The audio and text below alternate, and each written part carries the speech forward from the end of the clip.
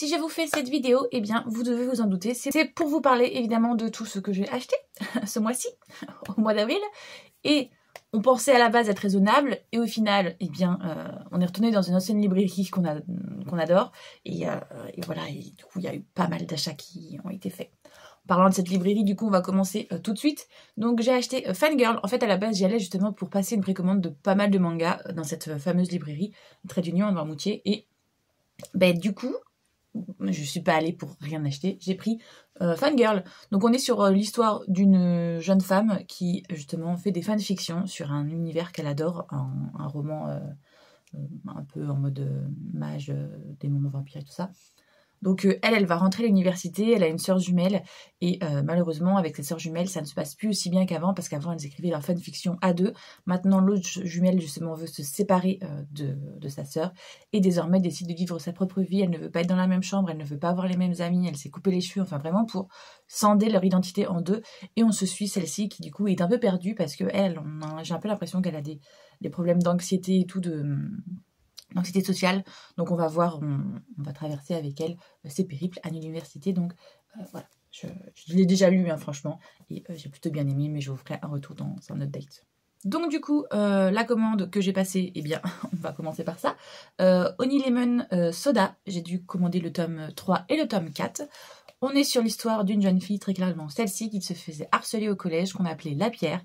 Et quand elle va un jour tomber dans la rue face à ses harceleurs et face à ce jeune homme va lui dire, écoute, au lieu d'aller dans un futur lycée où tu risques encore de te faire harceler dans la bourgeoisie, viens plutôt dans le lycée, je sais plus c'est quoi le nom. En gros, là tu te sentiras potentiellement à l'aise. Et donc du coup, comme elle le trouve très cool, très classe, il a les cheveux décolorés, il a des piercings, il a des casquettes, il a un style de fringue assez osé, elle se dit que peut-être que oui, dans ce lycée-là, elle arrivera elle aussi à exprimer et à s'exprimer elle-même et sa personnalité. Donc du coup, elle va dans ce lycée et il la prend finalement un peu sous son aile en mode, il voit bien qu'elle a du mal et, avec les autres. Donc du coup, il va un peu la prendre sous son aile et voilà, on va avoir une relation qui va commencer à naître entre les deux. J'ai aussi du coup commandé You're My Soulmate, le tome, la suite, hein, le tome 3, le tome 4 et le tome 5. Et oui, on adore. Donc on est sur l'histoire de cette jeune fille qui débarque à Tokyo de sa campagne pour aller à la fac, si je ne me trompe pas.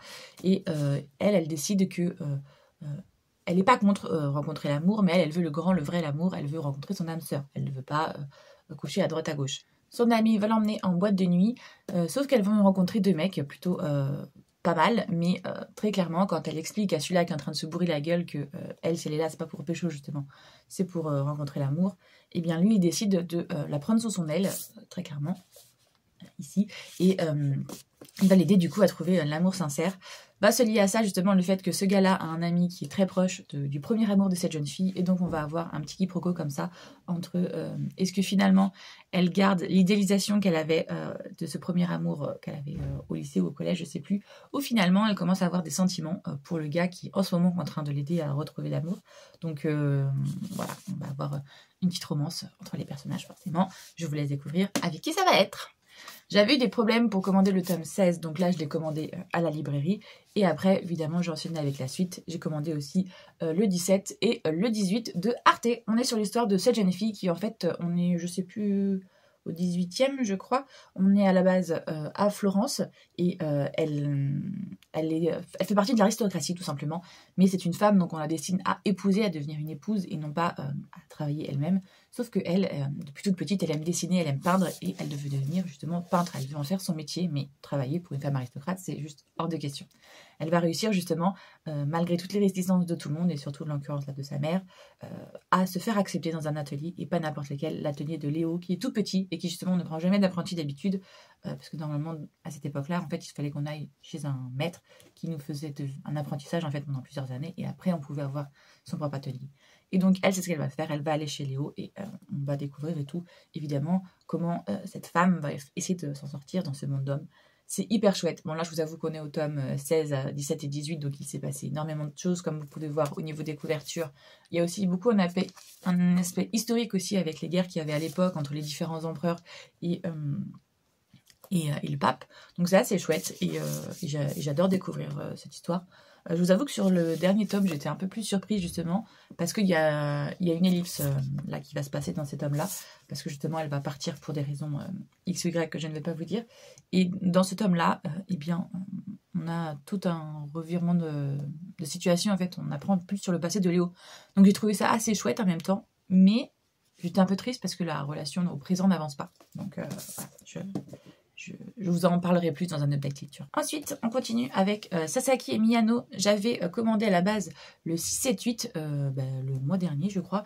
Mais je n'avais reçu que le 7 et le 8. Donc là, je vais commander à la librairie le 6. Comme ça, je vais pouvoir les enchaîner. C'est super chouette. On est sur une romance MM entre ces deux jeunes gens. Celui-ci, c'est un gars qui est plutôt petit, efféminé et qui lit beaucoup de BL, de Boys Love. Et du coup, tout le monde le prend pour un gay alors qu'il ne se dit pas gay. Et celui-ci, à l'inverse, c'est un gars très grand, assez populaire et tout, et qui va petit à petit s'attacher à lui. Et on va avoir une relation entre les deux qui va essayer de naître. Et c'est un peu compliqué, je vous avoue, parce que celui-ci, il déclare assez rapidement sa flamme à l'autre, mais l'autre le fait quand même mariner un petit peu beaucoup le donc voilà. J'ai décidé du coup de recommander La Servante et l'Empereur, le tome 1, que du coup j'avais déjà commandé le mois dernier et que j'avais lu, mais là je l'ai recommandé comme ça, je l'ai en bonne uniforme, et j'en ai profité pour leur recommander le tome 2 qui va bientôt sortir aussi. Donc on est sur l'histoire de cette jeune fille qui montre avoir entre, je sais plus, 18-20 ans. Le problème c'est que l'empereur actuel a 5 ans et certains clans du Japon veulent mettre leur fille comme future impératrice, sauf que forcément le gamin il a 5 ans donc c'est pas vraiment le moment de le marier. Mais dans sa famille, il n'y a qu'une seule fille et c'est elle à marier. Sauf que, comme je dis, elle a 18-20 ans. Se marier avec un gamin de 5 ans, elle n'est pas trop chaude. Donc, ce qui va se passer, c'est que le régent qu'on voit ici, si j'ai bien compris, c'est le demi-frère.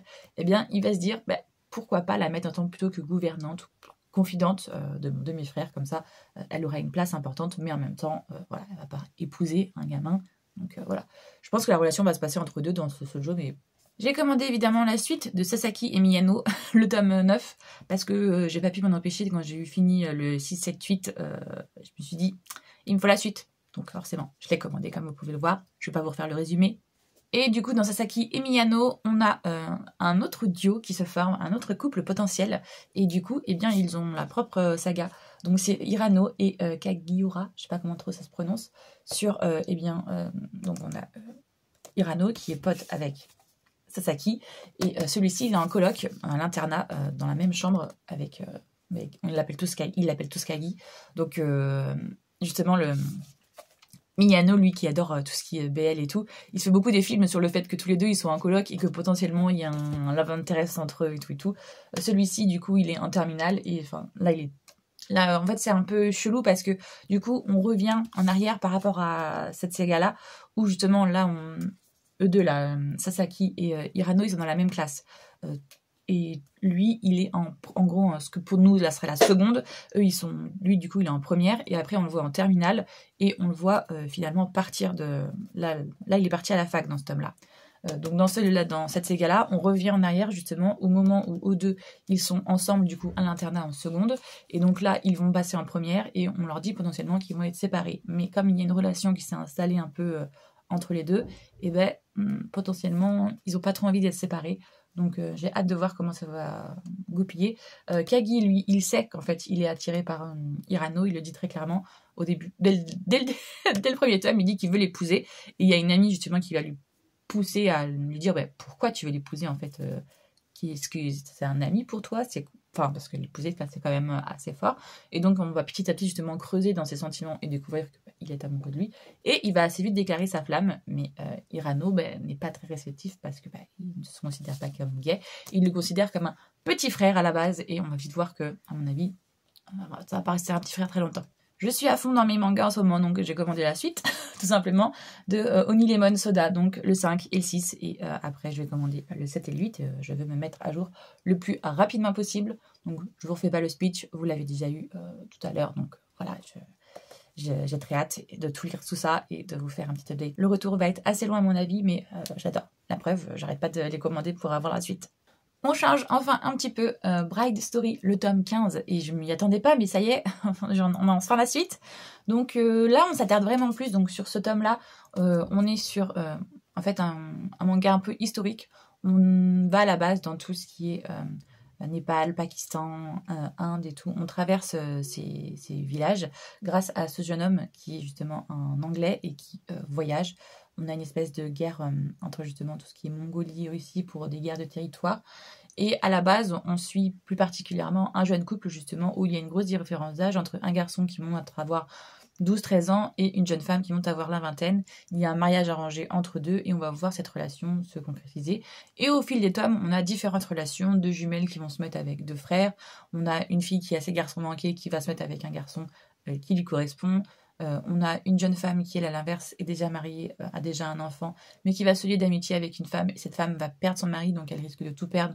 Elle va demander à son mari de la prendre comme deuxième épouse pour être sûre qu'elle ne finisse pas à la rue. Enfin, oui, il y a tout un panel de relations différentes qui sont dans cette saga. Et donc là, on s'attarde plus sur cette jeune fille qui a été plusieurs fois mariée, mais tous les mariages se sont assez vite cassés, puisque les maris sont décédés et tout. Donc, c'est assez compliqué pour elle et elle va rencontrer ce jeune homme, justement le fameux anglais, lors de je sais plus trop comment ça va se passer, mais petit à petit, en fait, il va y avoir de l'intérêt l'un pour l'autre, mais en même temps, il y a des différences de culture et en même temps, c'est assez compliqué à gérer parce que lui, il doit retourner en Angleterre. Donc là, dans ce tome-ci, on s'attarde vraiment sur leur relation à eux et comment on en est arrivé là. Très clairement, elle va se faire retirer de son pays, il va l'emmener avec lui en Angleterre pour l'épouser. Mais évidemment, sa mère étant une aristocrate, une bourgeoise, elle refuse que son fils cadet se marie à une étrangère, une femme qui pour elle n'est pas civilisée, c'est une barbare, c'est une autochtone. Donc on va voir justement, à mon avis, une relation qui va se concrétiser entre eux et qui, somme toute, est assez justement belle et douce. Donc j'ai hâte de lire la suite. Et un petit webtoon en plus, L'autrice de ma destinée, le tome 3. On est sur l'histoire d'une jeune femme qui va se réincarner. Alors je crois que c'est son propre roman, si je ne me trompe pas. Mais elle va être évidemment pas la protagoniste gentille, elle va être dans la méchante. Donc elle va tout faire pour s'éloigner du scénario de base et en même temps essayer de protéger les personnages qu'elle sait être importants. Et en l'occurrence là, elle va assez vite se lier d'amitié avec le futur héros qui lui, en réalité, très clairement, est en train de tomber amoureux d'elle. On va pas se mentir. Hein. Donc voilà, on va suivre cette jeune fille qui du coup a des pouvoirs de mage, mais a des pouvoirs assez destructeurs. Et c'est pour ça qu'elle va devenir normalement la méchante. Mais comme là, c'est l'autrice qui est dans ce personnage, elle fait des choix qui vont du coup changer l'histoire. Et voilà, donc elle a plusieurs potentiels love interest, même si on voit assez bien, et tous les autres personnages voient assez bien que lui est amoureux d'elle, elle ne le voit pas, tu vois. Elle est persuadée que, comme celle qui a écrit l'histoire, il va tomber amoureux de l'héroïne, puisque elle incarne la méchante. Mais vu les choix qu'elle a fait, non, il est déjà tombé amoureux, il est tombé amoureux d'elle. Donc on va voir comment ça se passe. Mais voilà, j'ai très hâte de lire la suite. Encore une fois, c'est des webtoons, hein, vous connaissez en général comment ça se passe. C'est très beau, c'est très coloré, c'est très détaillé. On adore. Donc voilà, j'ai pas acheté de roman spécialement ce mois-ci, mais c'est pas grave. Au contraire, ça va me faire une petite pause dans ma palle pour pouvoir un petit peu la dézinguer. J'espère que cette vidéo vous a plu, même si elle va être un petit peu plus courte à mon avis que les précédents book hauls, parce que j'ai été plus ou moins raisonnable ce mois-ci. Je suis assez fière de moi, on va pas se mentir. J'essaye de rester en no-buy tant que j'ai pas dégagé ma palle, même si je sais que ça va pas être possible parce que le mois prochain, il y a des exclus qui vont sortir, donc je vais sûrement les acheter, mais bon, c'est pas grave, au moins ce mois-ci, j'aurai résisté. Si vous souhaitez parler avec moi des titres que j'ai parlé, il n'y a pas de souci, il y a l'espace commentaire qui est là pour ça. Vous pouvez aussi me dire, vous, ce que vous avez acheté, ça pourrait être drôle de voir s'il y a des titres que je connais ou non dedans. Si vous avez aimé ma vidéo, n'hésitez pas à liker, ça aide énormément pour le référencement. Et puis si vous souhaitez voir le reste de mes vidéos, n'hésitez pas à vous abonner. Moi, j'espère que tout va bien pour vous, que vous faites de bonnes lectures, et je vous fais tout plein de gros bisous.